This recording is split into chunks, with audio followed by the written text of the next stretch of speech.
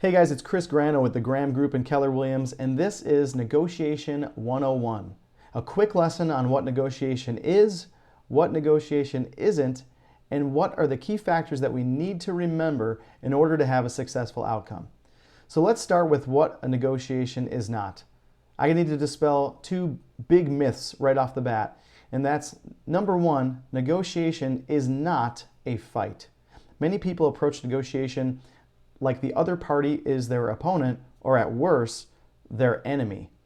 And so they think that they need to beat up the other side to get everything that they want, so the other side gets as little of what they want, and they think that that's a successful negotiation. Well, I can promise you, if you approach a negotiation this way, it is doomed to fail from the very beginning. Another myth to dispel is that negotiation is simply a compromise, a meeting in the middle. In other words, party A is here, party B is here, and we're just going to find the middle ground. That's not necessarily the best way to approach it either. So let's talk about what a negotiation is. Well, quite simply, a negotiation is just a process for two or more parties, but usually in real estate we're talking about two parties, a buyer and a seller, to find a mutually beneficial agreement, an outcome that they can get to where both sides meets at the very least their primary goal. So I mentioned goals. Let's talk about what I mean. There are many goals in a real estate transaction for buyers or sellers, and they can be very different. You may have primary goals, you may have secondary goals. So what are some of those examples? Well, if you're a seller, your primary goal may be to sell your home as quickly as possible, or it may be to sell your home for as much money as possible. Or it could be to sell your home to the buyer that gives you the most confidence that they'll actually complete and finish the transaction. Now, you may have secondary goals along the way that are similar or different from those. A buyer may have a primary goal of purchasing a home in the next 30 days, or maybe purchasing a home that checks off as many individual things that they're looking for, and it's okay if it takes a long time. So you have to understand those goals, and that's again what a real estate agent is there to do, is to let you know, number one, are your goals realistic? Are they achievable? And then to remind you of those goals when you go into a negotiation. Number two, really important factor that you need to understand is what's the situation?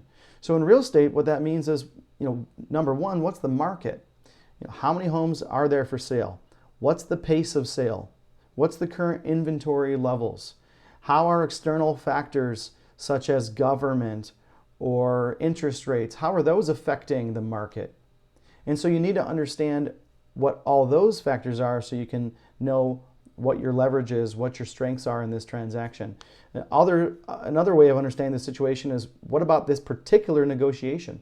You're going to approach a negotiation very different if you're a buyer and the seller has no offers other than yours, or if that seller has 4 additional offers.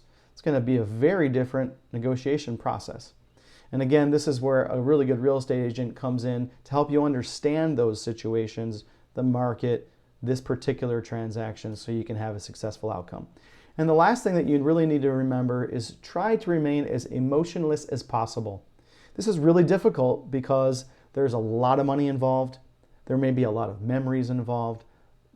A home transaction, a home purchase is, for most people, the largest financial transaction you will ever make in your life.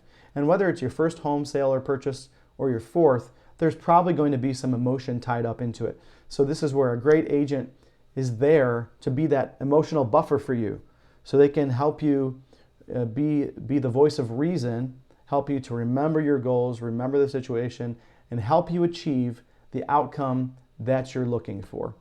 Hey, if you have more questions about negotiation or about some of the techniques or tactics that myself and my team use to help our buyers and sellers win, let me know. Get a hold of me here on social media at Chris Grano Realtor on Facebook and Instagram, and on youtube.com/Chris Grano.